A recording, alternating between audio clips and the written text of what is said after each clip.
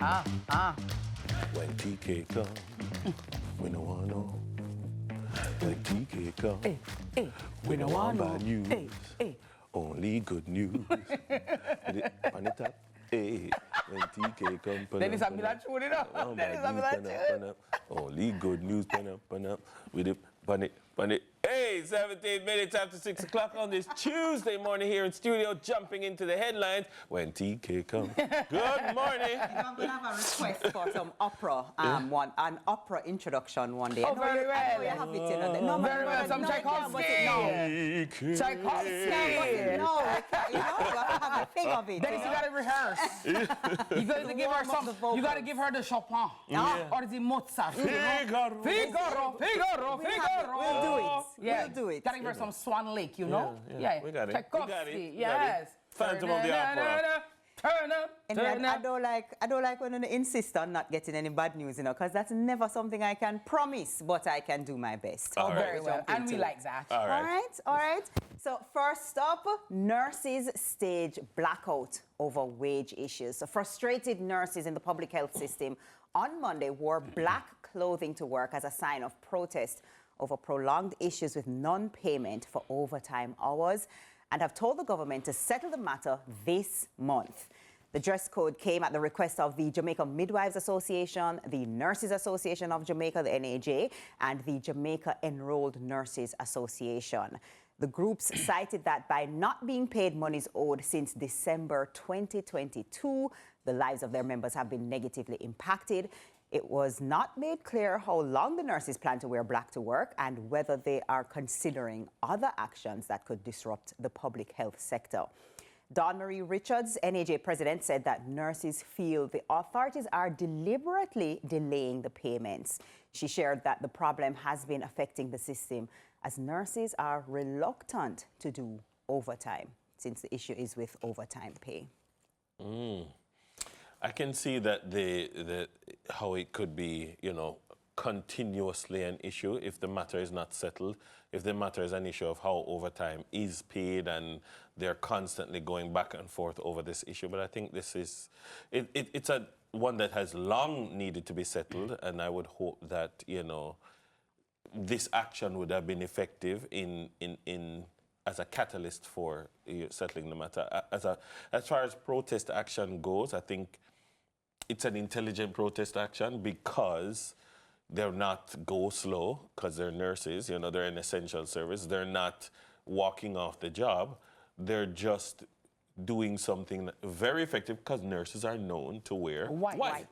And so coming in black gets everyone's attention and gets us talking about it this morning and, you know, possibly engendering public support. So I think that it was a very smart protest, but I think that now is the time for us to maybe settle it.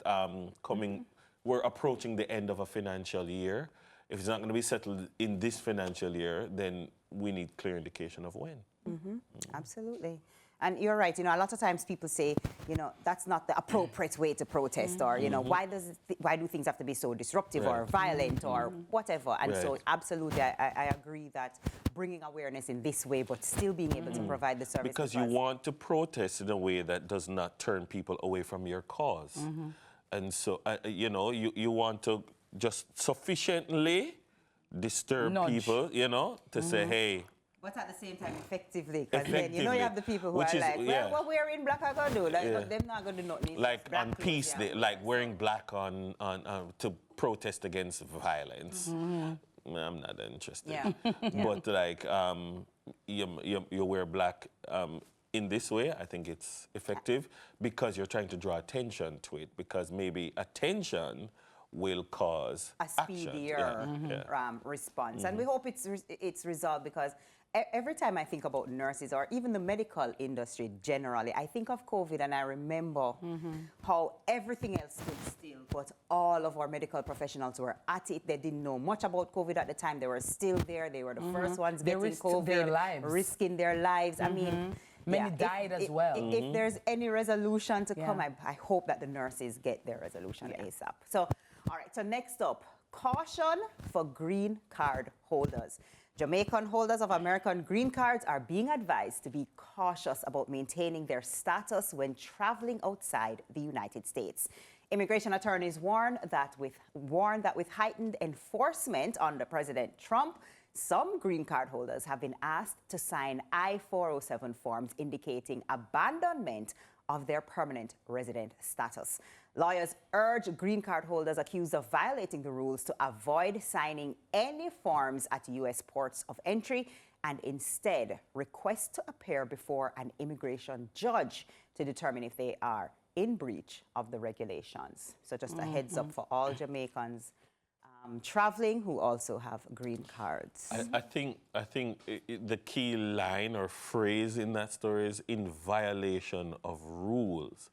It's not random, and I think that and sometimes when we tell the stories, we're causing a certain degree of fear-mongering to happen, because is it that, oh, you're just a green card holder and you're going to be traveling and they're going to give you a form to sign?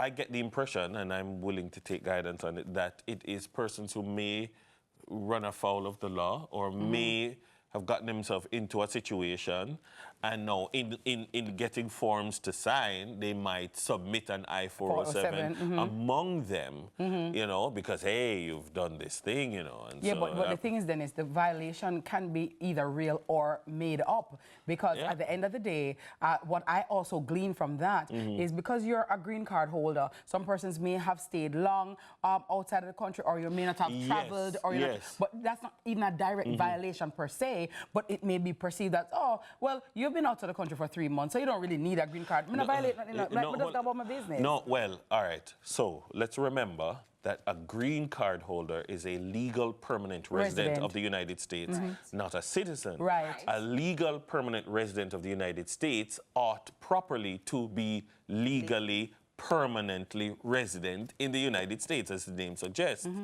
The green card holders who get the green card and they live in Jamaica have to be very careful, because they may sometimes be in violation, because when you're renewing your green card, there's a calculation of the number of days that you've been in the United States and the number of days you've been out of the United States. And there is a figure or a ratio or something like that. The immigration attorneys can tell. I used to host an immigration show. Yeah?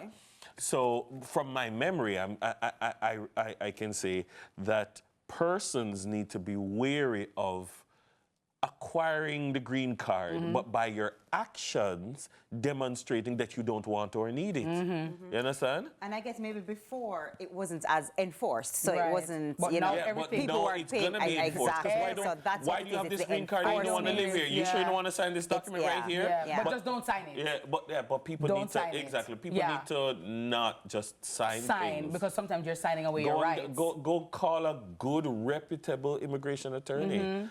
There are plenty. I won't recommend any here, but go call an immigration attorney. Hey, they give me this form to sign. But I'm actually happy that they have the immigration attorneys, or some of them have given this heads up. Yes. Because otherwise some people feel very intimidated. Yeah, and they have to. You think you have to. And then you don't realize you're signing your rights away. And then when you look back, it's like, I should not have done that. So be very mindful and be very aware, because of this this new paradigm shift now. It is not business as usual. So you have to use sense and sensibility. You have to use your whizzy, all right? Don't sign it. Yep. That's what I have for you this morning until we meet again at 7 a.m. But you know what, guys? Today, I'm thinking about, today is the what? February 11? Yeah. Yeah. Today was actually the day where when Nelson Mandela was released from prison. Oh, yeah? Yeah. Yeah, February 11. What was that? Back in 19... Was that 1990? That would have been 1990. Yeah, 1990. Yes. Nelson Mandela and Winnie Mandela. Nelson I remember. Mandela. Then it's only you. And then he came to Jamaica the following year. Yeah, in July of 1991. But I remember as a child watching this. I mean, it didn't have the significance at the time to me as it does now, because I knew about Mandela. We've been studying about Mandela. My mom used to talk about Mandela, you know. But again, you know, you pick me, so you know, really, you know. But when I saw this video and when he came out and he put his fist up in the air and Winnie Mandela, listen to me, it was powerful. And may I tell you, for me, Nelson Mandela is the all-time, like one of my all-time favorite heroes, right? World leaders. Our world leaders. He's just such an amazing person. And you tell the quality of the man when he was released. He didn't go for revenge. He didn't go for the jugular. He actually was very inclusive, from prisoner to president. And trust me, his legacy will forever live on. Yeah. That is right, my friend. The long walk to freedom. Thank you very much, Miss Kitty. Listen, if Nelson called my name, I tell you, say, Mrs. Kitty, come to me. You are a very good person. I love to watch you on CVMTV. Thank you very much. Luck like that. Thank you. I'm gonna put him up. Now I'll send him to JCDC and make him do one poem. Listen, I remember when he died. He died in July, and listen, I cried because one of my dreams was to meet him. To meet Mandela? Yeah, to meet Nelson Mandela, and it didn't happen. You remember the funeral? Listen to me. Oh, that was a lot. But you know, rest in peace. Yeah, the lady. I don't know how she get in. That was all to do. But yeah, Nelson Mandela for me, rest in peace, but your legacy lives on, Mr. Mandela. Madiba Mandela. Right. That's it for the headline. Thank you, TK. Coming up, by the way, TK, wear glasses. I have in contacts. Oh, that's hot. Oh, because I'm like, something. She looked like the school teacher and you look like the school principal. Okay, very well. Bling-a-ling-a-ling-a-ling-a-ling. Ting-a-ling-a-ling. School bell ringing, it's back to school again. Get to class. Why are you out here? Get to your class now, young lady. Speaking of get to class. Speaking of get to class, it's 6:30. Right, so we got to get to the break. That's right. When we come back, guys, hey, it's a sound that many men and many women go through. Morning, dear. Hope you're sleeping. Oh, my now. goodness. Oh, the snoring. The truck hauling over Mount Rasa. Oh, my goodness. We got to tell you, it ain't no joke. We're going to talk about snoring when we come back. Are you guilty of snoring? Do you snore? Find out best practices right after this. How are we going to stop the snoring right here on Sunrise?